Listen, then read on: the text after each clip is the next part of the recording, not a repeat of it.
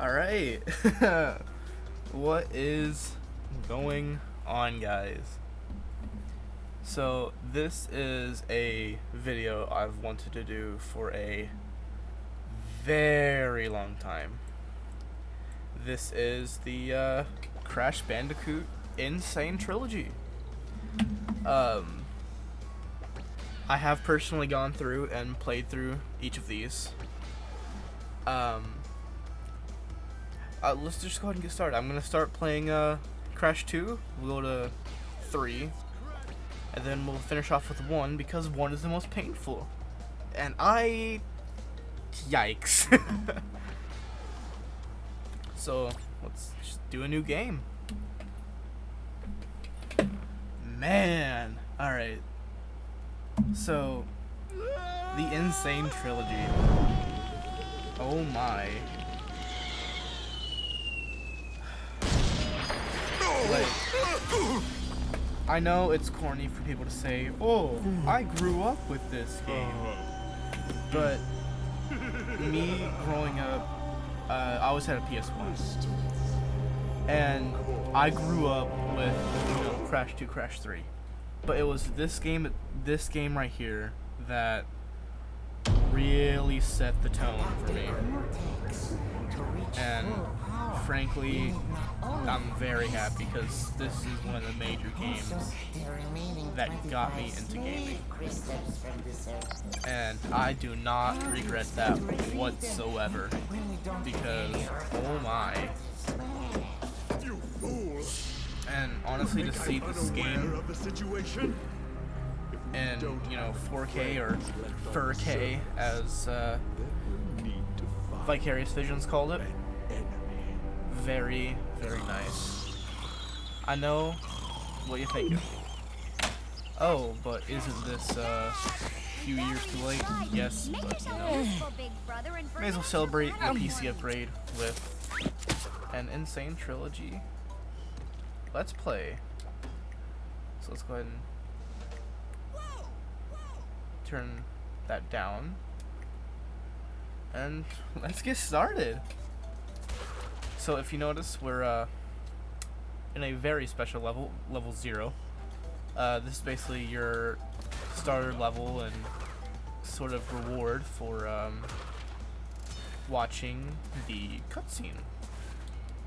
And I mean, hey, whatever works. I think I'm going to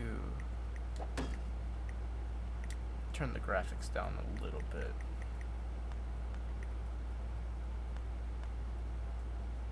Let's just go to high. Yeah. There we are. Make it a little bit easier to record with. But yeah, it's very, very nice to see this.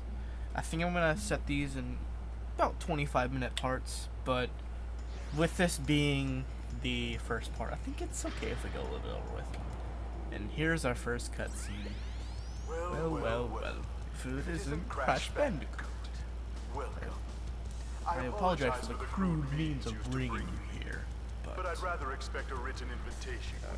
They really do a terrible job with surrounding you are a series of making Cortex act like be your quote-unquote good guy in disguise for this game. Bring me the crystal. Because frankly, it's pretty obvious in the name title, Cortex Strikes Back, that he isn't very good. Like, he's out for malice. Now let's just go ahead and start with, the first level, Turtle Woods. Because who doesn't like Turtle Woods? Now I am gonna go ahead and go for the, you'll notice I'm not getting any boxes, that's normal. I should mention that this is in fact going to be a 100% Let's Play. I might live stream over on my second channel,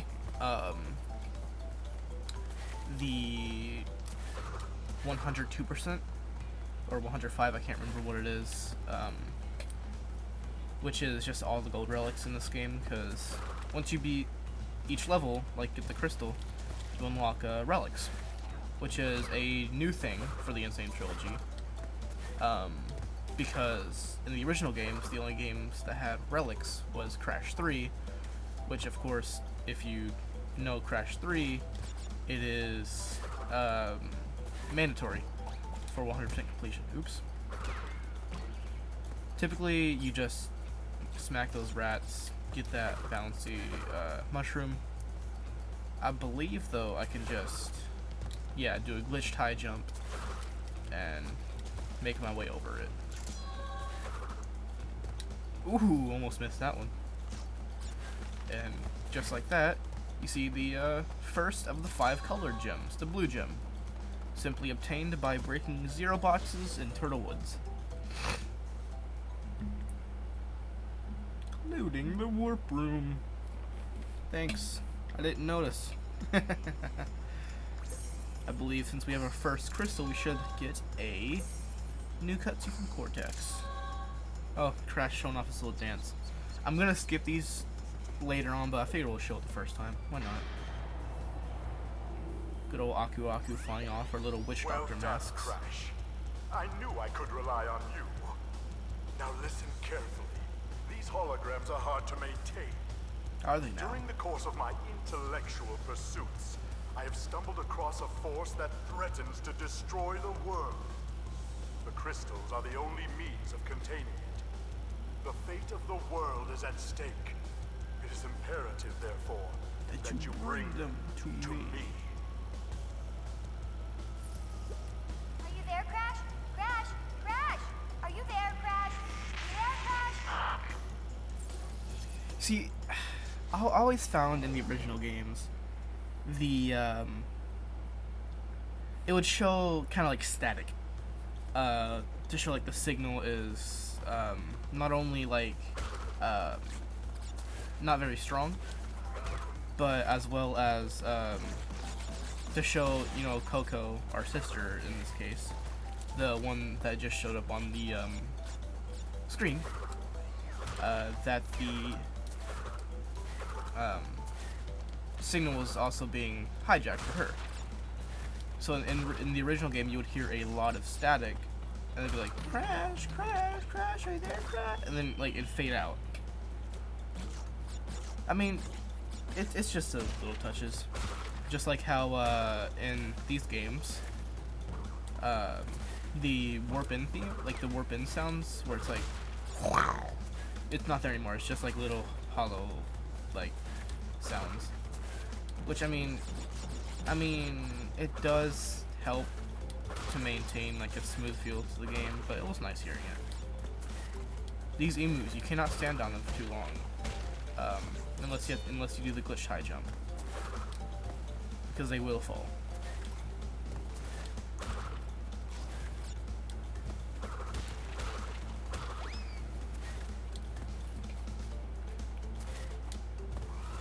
Yeah, I do find it kind of odd how in the first level of this game you get a little hidden area that you have to belly flop on to access, and a colored gem. Like, gosh dang, does somebody need a help pacing? Like, help with pacing? Because a little bit early. Here's our first bonus stage. Bonus stages work the way you would think. They're just bonuses, you don't lose lives, you can retry them infinitely if you die in them. If I remember correctly, they also don't tender death roots. Those will become more apparent as we move on through the game. I believe the first one is going to be in the next warp room with Air Crash. Yeah, I believe so.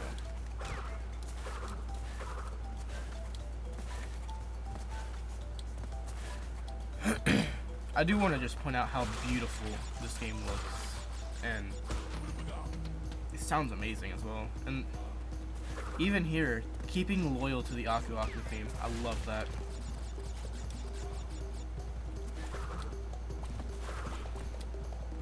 There's our last box.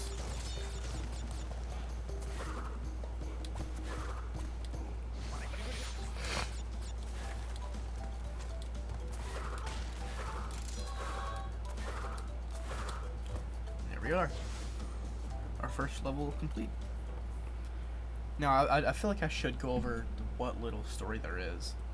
essentially after us, quote unquote, defeating Cortex, and burning down his, I guess, castle on the third Wumpa Island of Crash 1, he falls from his blimp, or whatever. So, Cutscene. you are helping Cortex gather crystals. And you have acquired a gem. Interesting. Well, Crash, know this. As long as you are allied with Cortex, you are my sworn enemy, and I will do anything in my power to stop you. If the fate of the world is truly your concern, you must gather the gems, not the crystals. If you obtain all 42 gems, I can use them to focus a laser. Yes, a laser beam that will destroy Cortex and the space station he has created. Until then, I must use my forces to stop you from gathering crystals.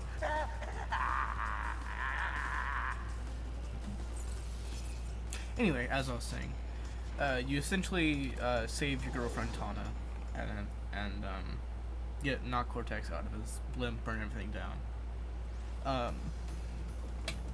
Which leads you to the first cutscene of this game, where it showed Cortex falling, discovering the power crystals, which is the main, I guess, MacGuffin of this game. You want to collect the crystals. But if you notice, I am gathering gems. That's for the 100% completion, for the good ending. But as I was saying, this game's plot would be your sister's Coco's batteries fried, so you're supposed to get her a new one. Spoiler: you never get that battery. And as you're on your way, you get abducted through that warp area that you saw in the very beginning, and sent to the first warp room, and thus Cortex talks to you and tells you, hey, I'm totally a good guy now, help me save the world by gathering these crystals and doing my work for me. Yeah. And the person you just saw there, Engine, the person that was on the hologram too, that looked like he was a raging schizophrenic, was an ally of Cortex in the first game, but he's turned for the better, and he's trying to stop Cortex now. Which, I mean, good for him. He's turned to the light. So yeah, that leaves us here in Snowgo, the first ice level of many, and probably the least painful. Looking at you, Cold Hard Crash. If you guys know anything about Crash Bandicoot, Cold Hard Crash is such a pain, and like the worst level in this game. But I mean, this is just the second level in the game. You're gonna have to get the red gem from this level from a secret entrance from a level in the next warp room. So yeah.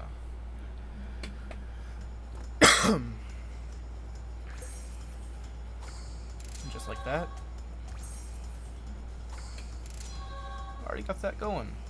Alright, so now for Hang 8. This is our first gym that involves a timer. Or as a lot of people call it, speedrun gym, basically. You get the gym by beating the game in a certain time limit, which you will see once you pass the first checkpoint. In the bottom right hand corner, I have a minute. Now, one thing I never see anybody know about is, in the original game, if you were to go onto the bonus and immediately die, your timer would reset. Because in the original games, your timer started as soon as the level did. So as far as I know, that's not the case in this game. So it pretty much reset your timer back to normal, spawn you back at the checkpoint, and you're guaranteed the gem because you have like a minute and a half to finish the stage. So you're not like pressed for time. And I've never seen that shown off by anyone. So I don't know if that's just something that stupid kid me found that, you know, wasn't intended, but yeah, that's something cool. Now we will be back to the stage right after to get the box gem, but that was the speedrun gem.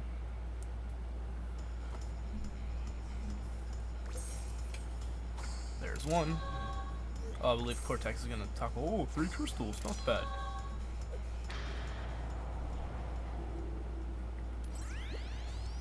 Crystals, not bad. I see you are getting the hang of it. I need to conserve power. I will communicate with you again after you retrieve the 5th crystal. You know, I never understood if he needs to like save power.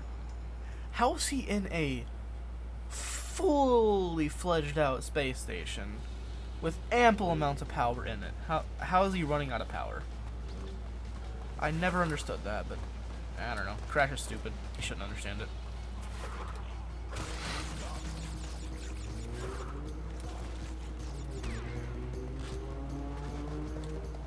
Sadly, you can't keep your invincibility while you're on the hoverboard. That's fine. If you touch the mines, you explode. If you go into these little whirlpools, you obviously die.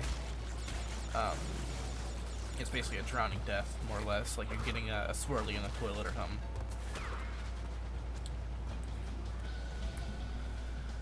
Here's another bonus. Pardon me.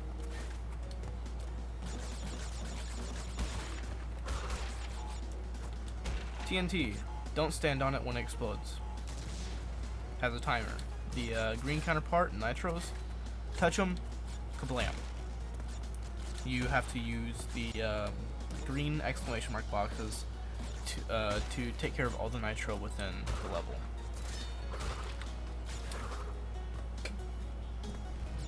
$74. What a nice tally considering that's the box count for the stage. And then, as you can see from our blue gem from Turtle Woods, we have a extra path, which will allow us to not only hit that nitro switch I talked about, but get the extra boxes that you wouldn't normally be able to get for the box gem.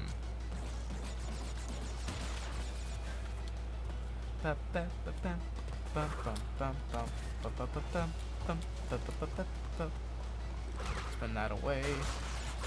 This is one of the few parts that used to get me, because depth perception is a bitch.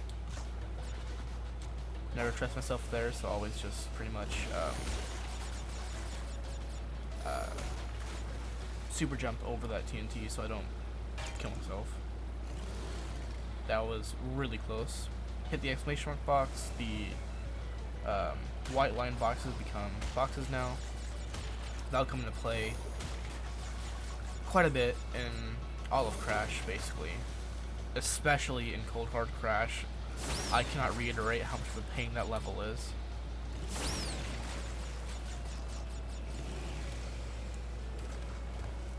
There's our green nitro box. And we ride the gym back.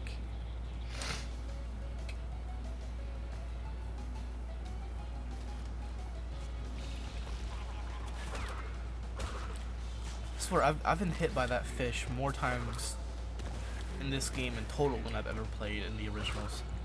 And I play the originals like it was no tomorrow either. I guess hitboxes are a lot more apparent.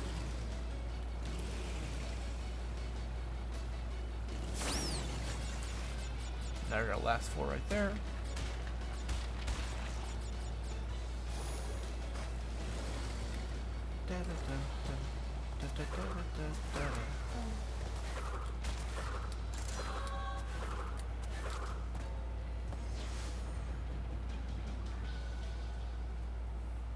Just like that, Hang 8 is done. I tried to come up with a pun about Hang 10, but couldn't think of one. I don't want to do the pits. I'll go Crash Crush. Even though I don't want to lose my Aku. I'm gonna have to. Unfortunate, but whatever. This is one of, I believe, 3 chase levels in the game.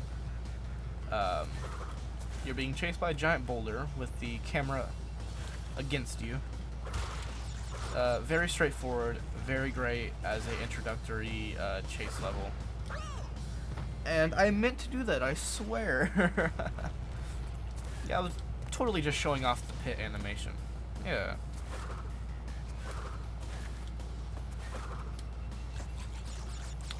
The electric gates. Very annoying if you are not very careful.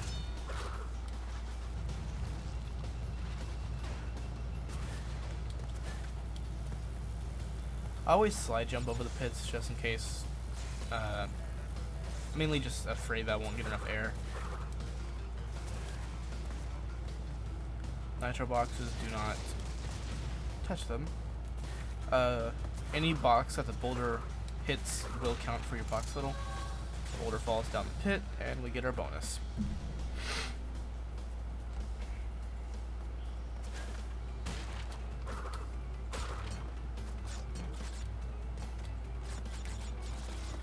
I always hear people say that that's hard to do. It's not.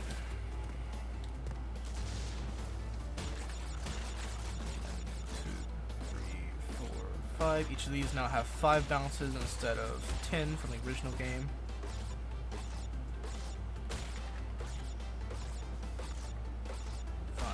One, two, three, 4, 5, which is a very welcome change because we'd be sitting there a whole lot longer if it wasn't the case. Now we're introduced into the speed pads, which, I mean, they're really only useful in the second boulder chase level in the next warp room, when you have to break the steel crates that you can only break via belly flopping on. So that's slightly annoying. This is what I mean by if you're... Oh, that's a welcome change. In the original game, the boulder would just hop over those boxes. Now it actually breaks them. That's actually very nice.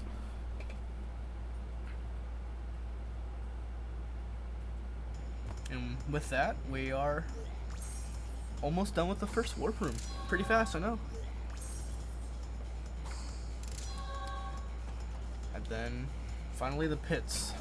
The first level where you'll see backtracking, which is... yikes, to say the least.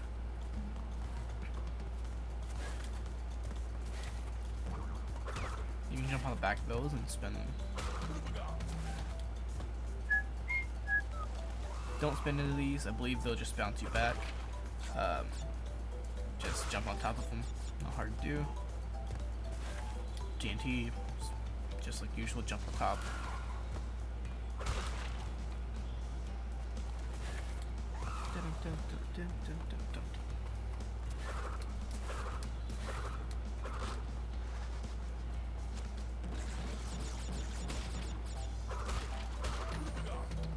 Where the game just looks beautiful. I cannot stop reiterating that. Especially in this like sunset type theme where you see all the shadows and everything, it's great. I think I'm gonna save this checkpoint for it. Right. Gonna save it.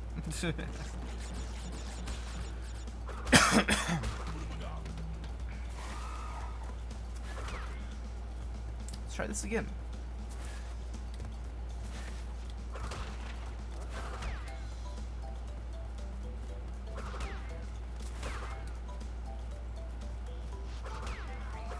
Alright, back over here. As I said, I'm gonna save that checkpoint. Break these. The exclamation mark box. You see, yeah, I always hated this part right here.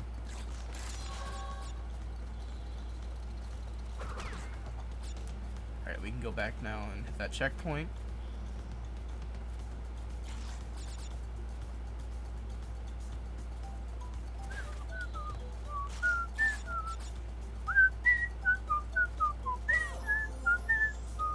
I thought I got rid of him. Gosh dang it.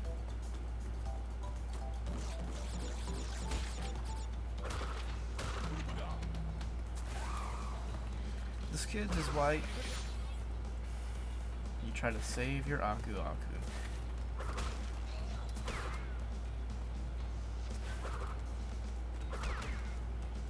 Thought I was gonna die there, I'm not gonna lie.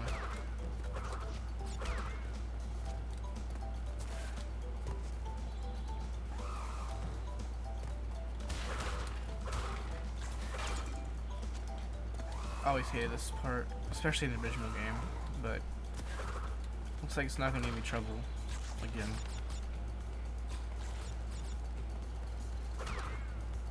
Yeah, I can just head back. No, I'm pretty sure I did not get rid of that turtle. God, the camera is still so annoying backtracking in any level that's not a chase level. That's one thing I really don't like that they brought back. There's the checkpoint. Alright, we're good.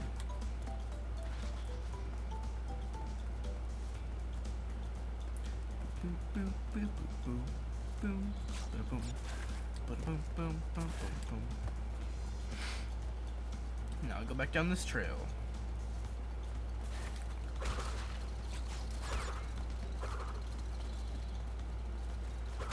A lot of people prefer to slide into those, but whatever. And we're safe.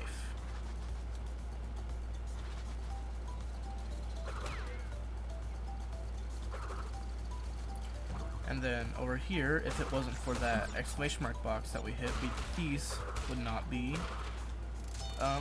boxes. They'd just be those little white unfilled boxes that you saw in the not last level, but in Hang 8, in the hidden area.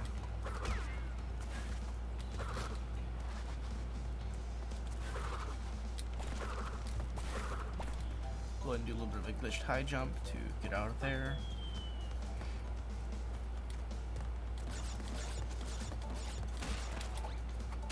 Belly flop to break those metal crate boxes.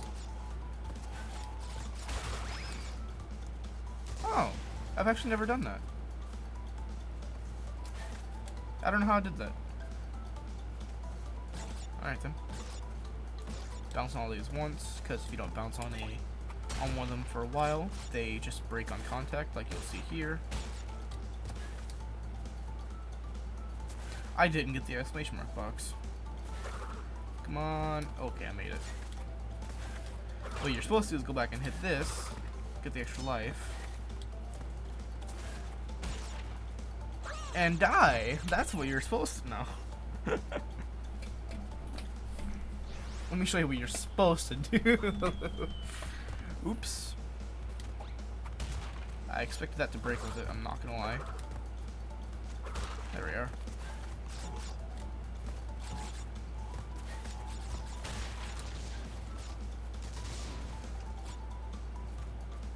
One, two, 3.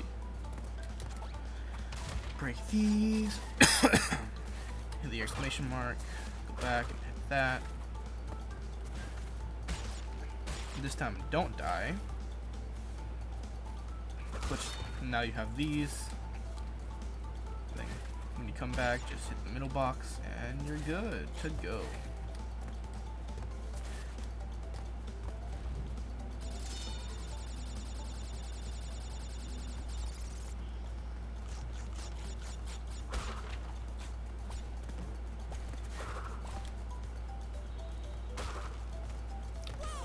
Ah, fuck.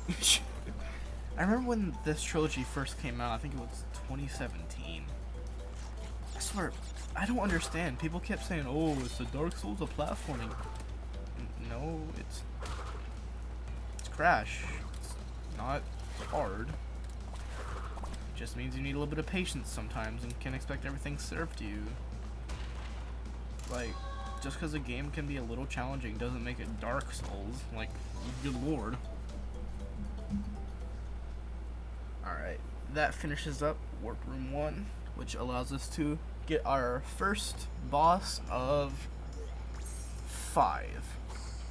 First one, of course, being Ripperoo. Right after this... Oh, no, guess there's no Cortex cutscene. Usually is. Good old Ripperoo.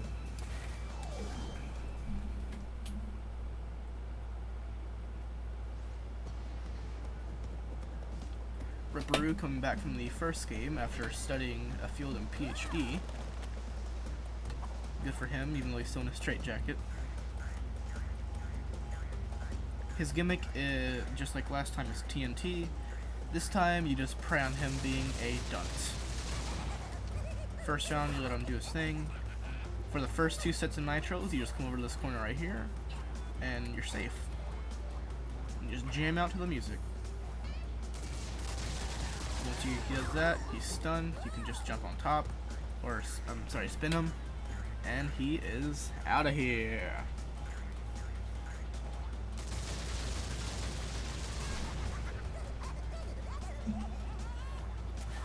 Same place as usual.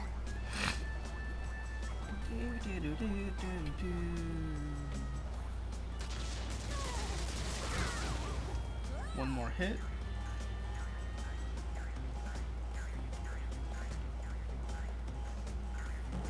Oops. I can't believe I actually died to Ripperoo.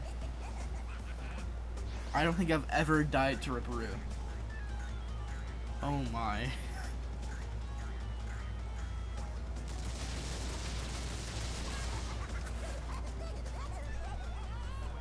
Dang. I guess you can see what happens when you die to him now. You just restart the boss fight now.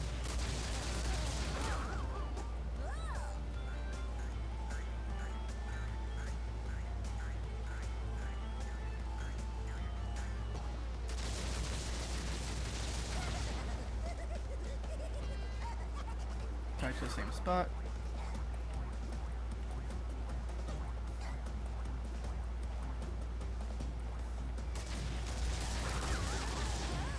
This time, let's go over here. Oh my lord. My freaking cat keeps ripping out my earbuds from my ear. Alright. Now for the last set, you just stand right about here, and you should be safe.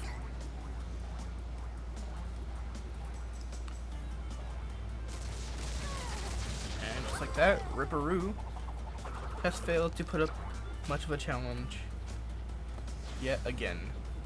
Shut up, I swear I didn't die to him.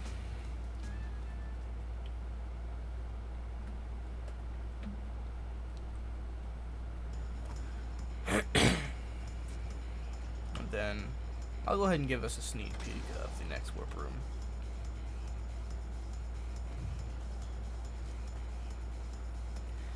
So yeah, that was the first warp room of the Crash Bandicoot Sane Trilogy. Well, Crash Bandicoot 2, Cortex Strikes Back. Thank you guys for watching. It's been great. And I would love to make this a series, which I plan to. So yeah, if you guys enjoyed, hit the like button, subscribe if you like, and I'll see you guys in the next part. Peace.